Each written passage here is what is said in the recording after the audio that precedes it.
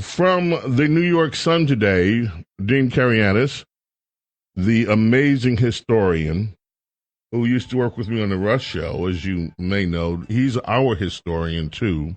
A very inspiring piece about Juneteenth and why it should actually be celebrated. Juneteenth celebrates a step to creating a more perfect union and invites us to take more. Today, America is marking its newest federal holiday, Juneteenth Day of observance. It marks the advance of liberty, but many will miss out on the joy embracing the defeatist notion that anything short of perfection isn't worthy of celebration. On June 19th, 1865, Major General Gordon Granger of New York arrived at Galveston to take command of the District of Texas, holding the torch of liberty that had fallen from President Lincoln's hands. Aware that how Reconstruction was executed would decide if the slavocracy remained buried or rose from the dead. It's common these days to mumble a defensive, "America isn't perfect," on occasions of national pride, as if our nation wasn't founded by men mindful of human shortcomings who set out not to create a utopia, but to form a more perfect union with each passing generation. It would have been easy for Granger to focus on appeasing white citizens, going soft on them at the expense of the freedmen, as President Andrew Johnson did, in the doomed hope that the Democratic Party, I say Democrat because it annoys them, the Democratic Party would reward him with its 1868 presidential nomination. Instead, on that first day, Granger enforced emancipation. The people of Texas, he wrote in General Order Number 3, are informed that in accordance with a proclamation from the executive of the United States, all slaves are free. Now, Dean then writes this. Remember that line when cynics snarked that Lincoln's 1862 Emancipation Proclamation was meaningless, since it applied only to states in rebellion? Without it, Granger's order that the first Juneteenth celebration by the 250,000 Galvestonians it freed would have never happened. Granger stressed that he meant absolute equality, erasing the Declaration of Independence unspoken caveat, which read, like the one in George Orwell's communist allegory Animal Farm, that are all animals are equal, but some animals are more equal than others. In 1912, The Sun, this newspaper, the New York Sun, The Sun invited black leaders to comment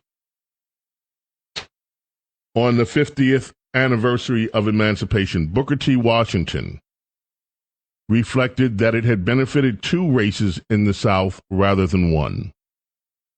And America was just beginning to realize to what extent both races were fettered in their growth by reason of slavery.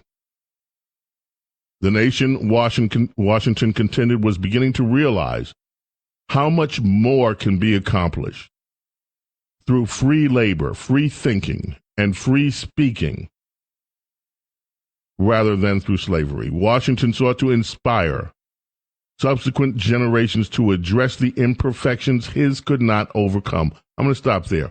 Dean, this is such an important point.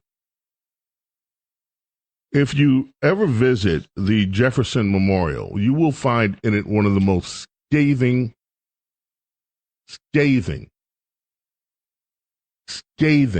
quotes concerning American slavery, written by Thomas Jefferson, who himself owned slaves.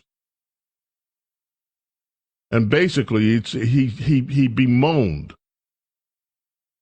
that God would punish this country if this horrible institution, which he participated in, were allowed to continue. When you talk about the notions, so much of our history is misunderstood by people. You cannot escape the ugliness of the 3/5 clause that was written into the Constitution, that black people are 3/5 of a human being. And people read that. Oh, these founders were terrible people. Imagine that, calling other human beings 3/5 of a human being. Terrible, terrible. And it is. You can't escape the black and white of the words, the ink.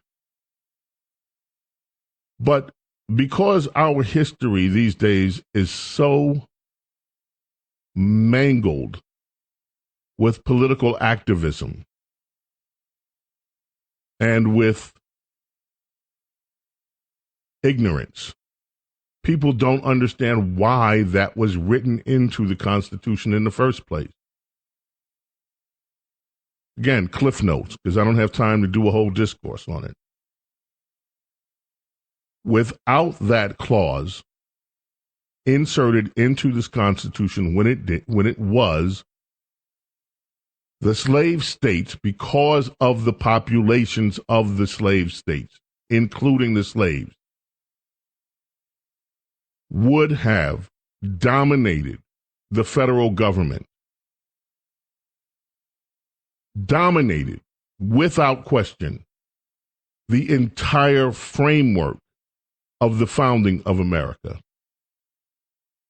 And the problem of slavery would have been exacerbated by who knows how long. Maybe as long as 100 years. We don't know. It was a necessary evil to deal with the necessary evil.